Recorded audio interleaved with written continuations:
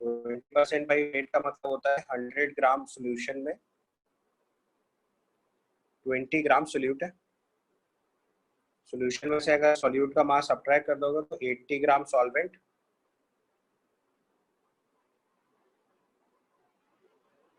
And 20 gram solute. आपको molality निकालना है। Molality is number of moles of solute upon mass of solvent into 1000। This is the formula. Number of moles of solute हो गया 20 divided by molecular mass of solute is given 166 divided by solvent is 80 gram out of 1000। You have to calculate. Simplify करिए आपका answer आ जाएगा।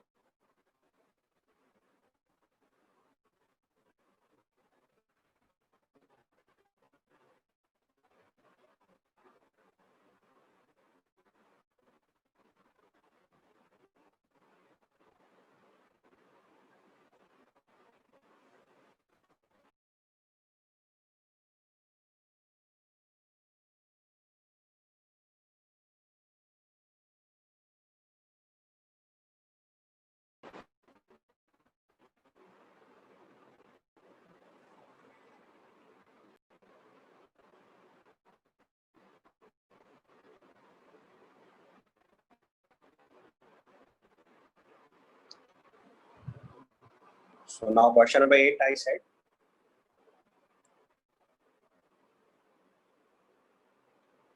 So for question number 8 it is given 20% by weight solution.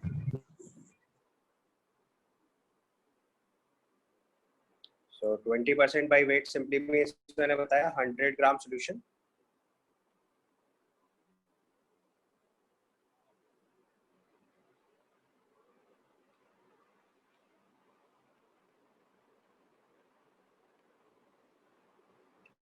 Hundred gram solution 20 gram solute 80 gram solvent.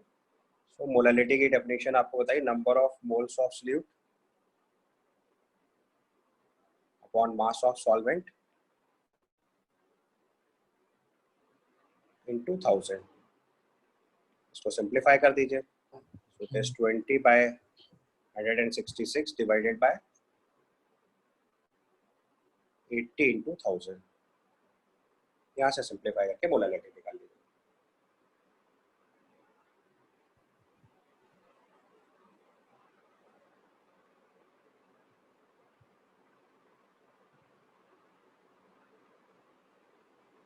Then you ask question number 10.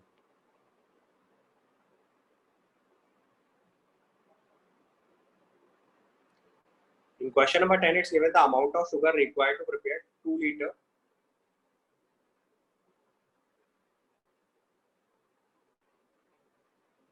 Question number 10 is given the amount of sugar required to prepare 2 liter of its 0.1 m aqueous solution.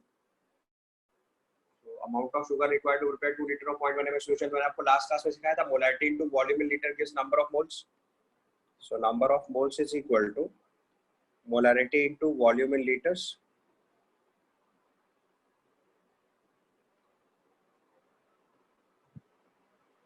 ठीक है। So molarity given है अपने को 0.1, volume दिया है 2 liter, so this is 0.2 mole. और आपसे इसका मास पूछा हुआ है, तो मास में क्या करना है, मोलर मास से मल्टीप्लाई कर देना है। So 0.2 into 180, this is 36 gram. Sorry, it's given sugar. So molecular mass of sugar is 342. इसको सिंप्लीफाई कर लीजिएगा।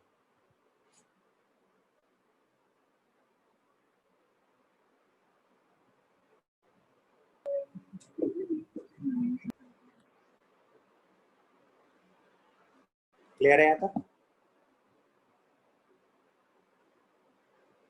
So 68.4 ग्राम आपका आंसर आ जाएगा।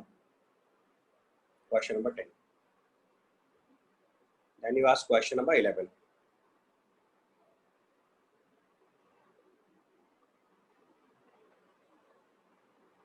Yes, Nikhil.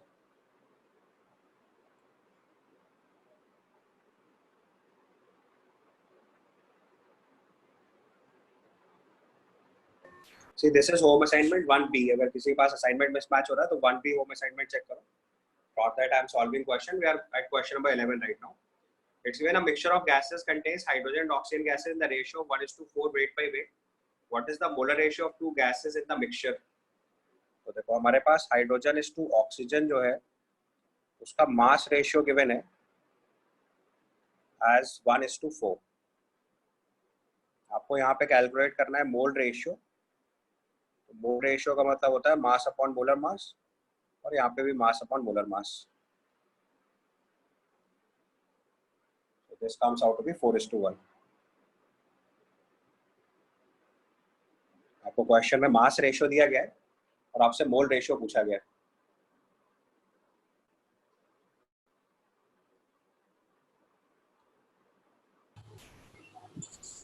इसका आंसर करेक्ट कर लीजिएगा, इसका आंसर शायद फॉल्टी दिया. The question is given mixture of the gases contains hydrogen and oxygen in a ratio of 1:4 weight by weight.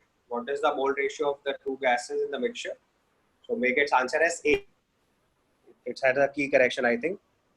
So make it answer as A. In the assignment, I think answer is not given proper. So make it correct. It must be A. Hello. Hydrogen का molecular mass 2, oxygen का molecular mass 32. So 1/2 is to 1/8 आएगा. So which is same as 4:1. Right? Yes, these are the question from home assignment, right?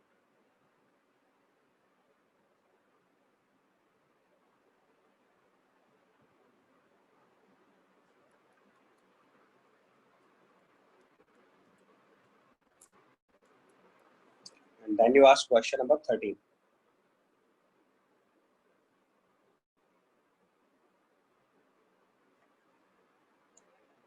So in question number 13, it's given 10.3 milligram of oxygen is dissolved in a liter of seawater of density 1.03 gram per ml. The concentration of oxygen in ppm. तो सबसे पहले आप मास of oxygen लिख लो. तो मास of oxygen हो गया अपने पास 10.3 into 10 to the power minus 3 grams. Then you calculate mass of water. तो उसने 1 लीटर वाटर में डिसॉल्व किया है. So this is 1000 ml. Into density of the water is given 1.03 gram per ml. This is 1030 grams.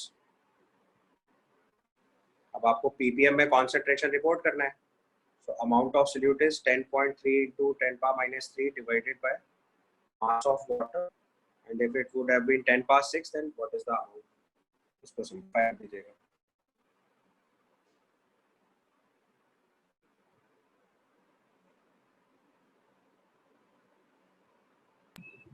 So this comes out to 10.3 into 10.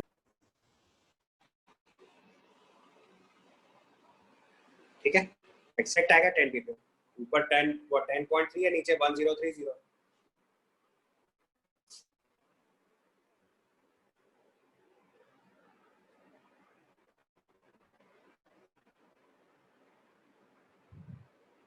Sir, can you re-explain the 13th sum? 13 सब में देखो हमारे पास आपको मैंने बताया था ppm का मतलब क्या होता है. It is out as percentage is out of 100. Similarly ppm Yes, is sir. out of 10 power 6 and ppb is out of 10 power 9. तो हमने कहा सबसे पहले mass of oxygen liquid is given 10.3 milligram. So I have converted it to gram. 10.3 into 10 power minus 3 grams, right? Yes, sir. Second step में क्या करा, 1.03 ग्राम ml. And volume given है 1 liter. So mass हो गया 1 liter means 1000 ml into 1.03. So mass becomes 1030 grams. फिर हमने क्या करा, mass oxygen upon mass of water into 10 power 6. Percentage होता तो 100 मल्टीप्लाई करते हैं. ppm निकालना है तो 10 power 6 मल्टीप्लाई किया. And simplify, you get the answer. Thank you, sir. Perfect. And then the last question you asked 15th. No, 14th also. So now question number 14. ये थोड़ा ट्रिकी क्वेश्चन है. Actually अगर आप question ठीक से पढ़ लो आपको समझ जाएगा. प्रॉब्लम क्वेश्चन, ठीक है. So in question number 14, it's given a compound H2X with molecular weight 80 gram is dissolved